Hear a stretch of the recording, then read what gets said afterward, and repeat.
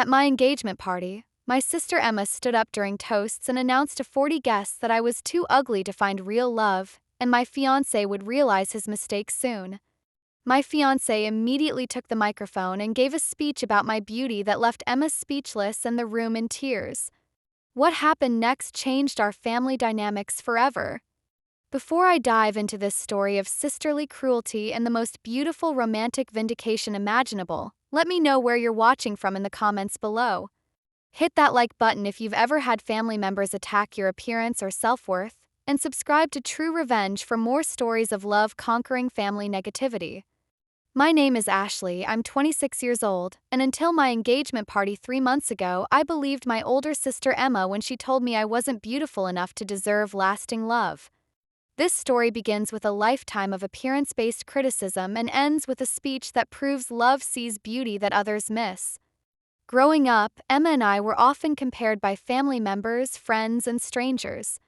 Emma is 2 years older than me and has always been conventionally beautiful, tall, blonde, with striking features that photograph well and draw attention wherever she goes. I'm shorter, with brown hair, freckles, and what my mother diplomatically called interesting features. Where Emma was immediately noticeable in any room, I was often described as cute or sweet-looking, terms that felt like polite ways of saying not beautiful. Comparisons started early and never stopped. Emma got the looks in this family, relatives would say, ruffling my hair affectionately. But Ashley's got the brains. Emma's going to be a heartbreaker, family friends would comment. Ashley's more of the studious type. These comments seemed harmless to adults, but they shaped how I understood my place in the world. Emma was the beautiful sister who would attract men easily. I was the smart sister who would need to compensate for my appearance with achievements and personality. Emma internalized these messages too, but in a different way. She became convinced that beauty was her primary value and that my academic success somehow threatened her position as the family's special one. As we grew older, Emma's comments about my appearance became more direct and more cruel. "Ashley, you should be grateful that boys even talk to you," she'd say when I mentioned crushes in high school. "With your looks, you can't afford to be picky. Maybe if you wore more makeup, people wouldn't notice your flaws as much," she'd suggest while getting ready for dates. "Ashley, you need to develop your personality since you can't rely on your appearance," she'd advise, as if my looks were a disability I needed to overcome. Emma's criticism became more systematic as we entered our 20s. She positioned herself as the sister who understood beauty and relationships while I was the one who didn't get how attraction worked. "Ashley, you have unrealistic expectations about dating," she'd tell me when relationships didn't work out. "Men who look like that don't usually go for women who look like you. You should focus on finding someone who values intelligence over appearance," she'd suggest. "There are men who don't care about beauty." The implication was always that any man who chose me was settling for less than what he could have found elsewhere. Emma's comments were particularly painful because they echoed insecurities I already felt about my appearance. I'd grown up believing I was the less attractive sister, and Emma's observations seemed to confirm that this limitation would affect my romantic prospects. Through college and my early 20s, I dated occasionally but struggled with confidence about my appearance. Emma's voice was always in my head, questioning whether men were truly attracted to me or just being polite. "Are you sure he's really interested, Ashley?" Emma would ask when I mentioned someone I was dating. "Some men are just nice to everyone. Just be careful not to get too attached," she'd warn. Men change their minds when they realize they have better options. Emma's own dating life seemed to confirm her theories about beauty and relationships. She had no trouble attracting men and dated frequently, though her relationships often ended when the initial physical attraction wore off. "See, Ashley," she'd say after breakups, "at least men want to date me in the first place." That's more than most women can say. 2 years ago, I met David at a work conference. He was presenting on sustainable architecture, and I was there representing the environmental nonprofit where I worked as a program coordinator. We struck up a conversation about green building practices and ended up talking for hours about shared interests in environmental policy, travel, and community development. David was intelligent, funny, and genuinely interested in my thoughts and opinions. What surprised me most was that David seemed to find me physically attractive as well as intellectually engaging. He complimented my smile, my eyes, and the way I moved through the world with confidence when I was discussing topics I cared about. "You light up when you talk about your work," he told me during our second date. "It's beautiful to watch someone so passionate about making the world better." David's attention to my physical beauty was different from anything I'd experienced before.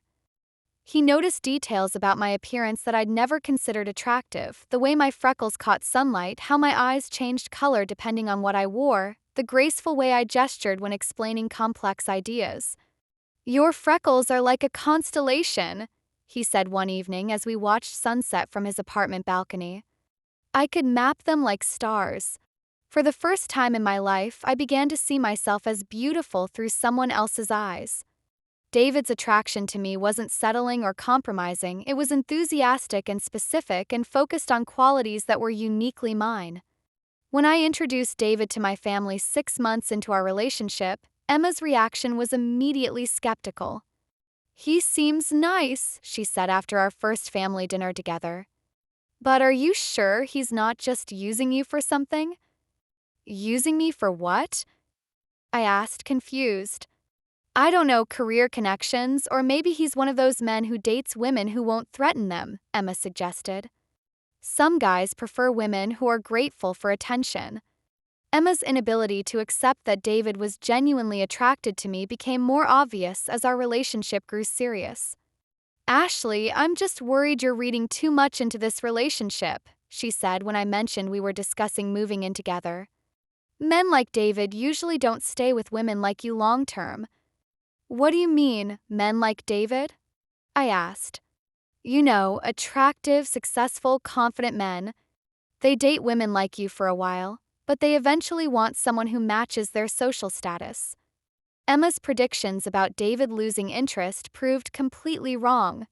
Our relationship deepened as we spent more time together, and after 18 months of dating, David proposed during a weekend camping trip to our favorite state park.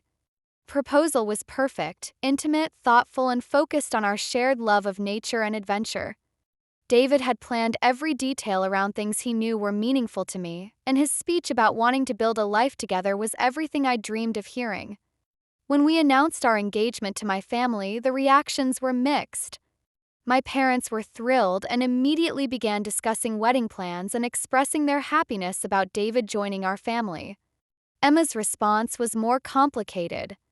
"Congratulations," she said, giving me a hug that felt stiff and obligatory. "I'm happy for you, Ashley. I hope it works out." The phrase, "I hope it works out," felt ominous coming from Emma. It wasn't the enthusiastic celebration I'd expected from my sister. Over the following weeks, Emma's comments about my engagement became increasingly negative. "Are you sure you want to rush into marriage?" she asked. "You've only been dating for 18 months. Maybe David needs more time to be certain about this decision." "Have you talked about what happens if he changes his mind?" she wondered. Engagements get broken all the time when people realize they were caught up in the moment. "Ashley, I'm just worried you're going to get hurt when David realizes what he's committed to," she said during a particularly painful conversation. "You should be prepared for the possibility that he'll have second thoughts." Emma's constant predictions about David changing his mind began affecting my confidence about our engagement. Even though David consistently showed love and excitement about our upcoming marriage, Emma's voice in my head created doubt about whether his feelings would last. 2 months after our engagement, we planned an engagement party for family and close friends. We rented a beautiful event space with garden views and invited about 40 people to celebrate with us.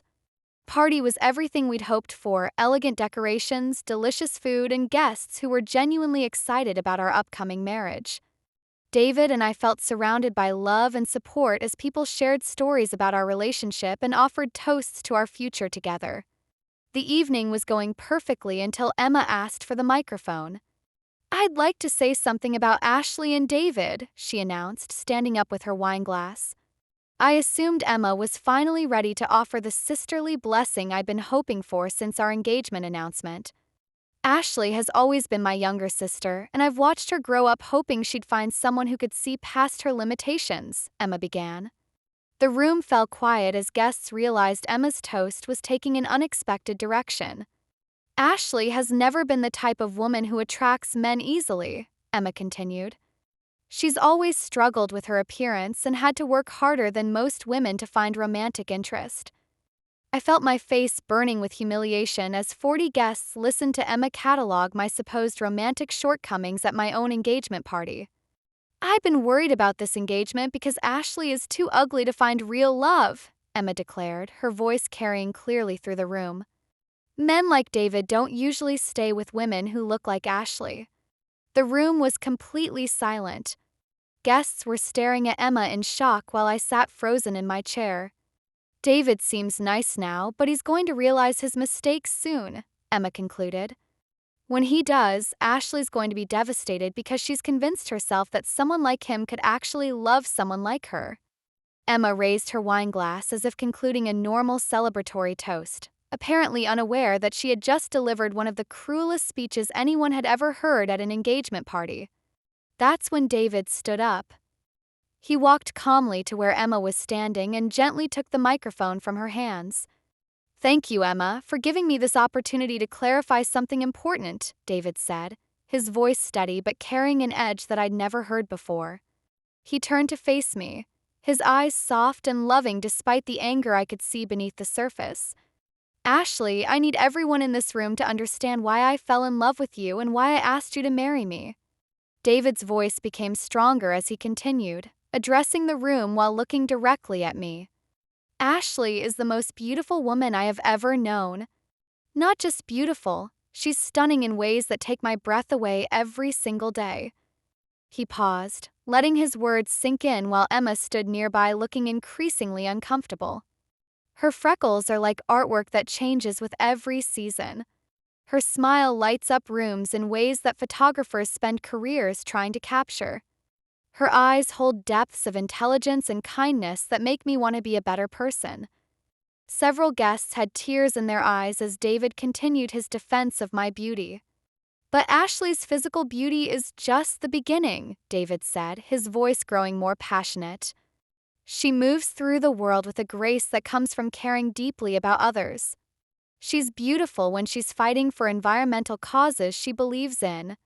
She's beautiful when she's laughing at my terrible jokes. She's beautiful when she's sleeping next to me and when she's challenging me to think differently about important issues." David looked around the room, making eye contact with guests who were hanging on every word. "Emma seems to think that I'm settling for Ashley or that I'll realize my mistake and leave her for someone more conventionally attractive. Let me be absolutely clear about something." He turned back to me, his voice strong and certain. "Ashley, you are not just the most beautiful woman in this room tonight. You're the most beautiful woman I've ever seen, ever met, or ever imagined being lucky enough to marry.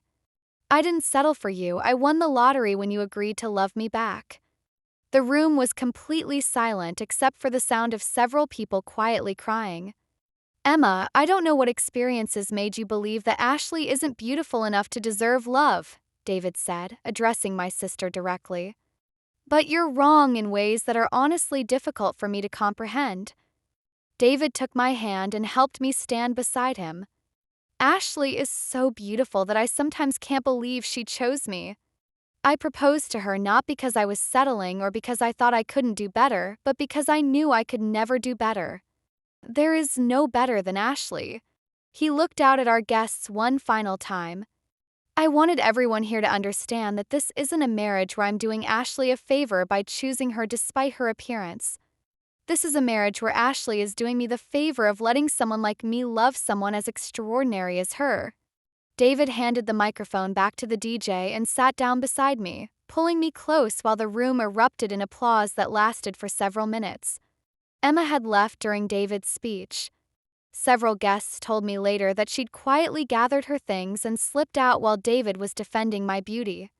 The rest of the evening was magical. Guest after guest approached us to tell David how moved they'd been by his speech and to tell me how beautiful they'd always thought I was. "Ashley, I'm embarrassed that I never told you how stunning you are," my Aunt Sarah said through tears. David's right, you're absolutely gorgeous, and I should have said that years ago. I can't believe Emma said those things about you, my college roommate added. You've always been beautiful. David just helped everyone else see what should have been obvious. My parents approached us privately to apologize for Emma's behavior and express their amazement at David's response. David, thank you for defending our daughter so beautifully, my mother said. What you said about Ashley was everything we've always believed but never found the words to express. The drive home gave me time to process what had happened. Emma's cruel speech had been devastating, but David's response had been transformative. He hadn't just defended me, he'd helped me see myself through the eyes of someone who truly loved me. I realized that Emma's criticisms of my appearance had never been about my actual beauty or lack thereof. They'd been about her own insecurities and her need to maintain a position as the beautiful sister by diminishing my self-worth. David's speech hadn't just silenced Emma's cruelty, it had helped me understand that beauty isn't just about meeting conventional standards. It's about being seen and appreciated for all the qualities that make you unique. The aftermath of the engagement party created lasting changes in family dynamics and my relationship with Emma. Emma never apologized for her speech at the engagement party. Instead, she seemed to double down on her belief that David would eventually realize he'd made a mistake in choosing me. David's speech was very nice, she said to my mother a few weeks later, but romantic feelings change. When the honeymoon phase ends, he'll see Ashley more realistically. Emma's inability to accept that David genuinely found me beautiful seemed to reveal deeper issues with her own understanding of love and attraction. Several family members confronted Emma about her behavior at the engagement party, but she maintained that she'd been trying to protect me from future heartbreak. I was just being realistic about Ashley's limitations, she told our cousin. Someone needed to prepare her for what happens when David's feelings change. Emma's reputation within our extended family was seriously damaged by her engagement party speech. Relatives who had previously admired her beauty began questioning her character and her treatment of me. I can't believe Emma said those things about Ashley at her own engagement party, our grandmother said. It was cruel and completely wrong. My relationship with Emma has remained strained since the engagement party. She attends family gatherings but avoids conversations about my wedding planning or my relationship with David. The most telling moment came at Christmas dinner when Emma made a comment about how some people get more attention than they deserve. She still couldn't acknowledge that David's love for me was genuine rather than misguided. 6 months later, David and I are happily planning our wedding for next fall. The engagement party incident strengthened our relationship by demonstrating David's commitment to defending and celebrating me against anyone who tried to diminish my worth. David's speech also helped me develop a much healthier relationship with my own appearance and self-worth. I've stopped seeking validation from Emma or worrying about whether I'm attractive enough to deserve love. The experience taught me several important lessons about beauty, self-worth, and family dynamics. First, family members who constantly criticize your appearance may be motivated by their own insecurities rather than genuine concern for your welfare. Second, true beauty is often about being appreciated for qualities that make you unique rather than meeting conventional standards that please everyone. Third, love that sees and celebrates your individual beauty is more valuable than attraction based on generic standards of attractiveness. Most importantly, the experience reinforced that the right person will see you as beautiful in ways that others might miss, and their vision of your beauty will help you see yourself more clearly. Today, I'm confident about my appearance and my worthiness of love in ways I never was before meeting David. Emma's predictions about David losing interest have been thoroughly disproven as our relationship has grown stronger and more committed. The engagement party incident has become something of a family legend about the dangers of jealousy and the power of genuine love to overcome criticism. If you've experienced family members attacking your appearance or predicting that you're not attractive enough for lasting love, know that their criticism often says more about their own insecurities than about your actual beauty. Find people who see and celebrate your unique qualities, and don't let others' limitations become your reality when it comes to understanding your own worth.